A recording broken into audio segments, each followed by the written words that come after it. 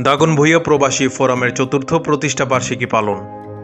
সামাজিক স্বেচ্ছাসেবী ও প্রবাসীদের কল্যাণার্থে গঠিত দাগনভূঞা প্রবাসী ফোরামের চতুর্থ প্রতিষ্ঠা বার্ষিকী পালন করা হয়। বুধবার সন্ধ্যায় বাজারের একটি রেস্টুরেন্টে প্রতিষ্ঠা বার্ষিকী উপলক্ষে দোয়া আলোচনা সভা ও কেক কাটা অনুষ্ঠিত হয়। দাগনভূঞা পৌরসভার সাবেক কাউন্সিলর জিয়াউদ্দিন মাসুমের সভাপতিত্বে অনুষ্ঠানে প্রধান অতিথি ছিলেন দাগনভূঞা প্রেস ক্লাবের সভাপতি মোহাম্মদ ইয়াসিন সুমন।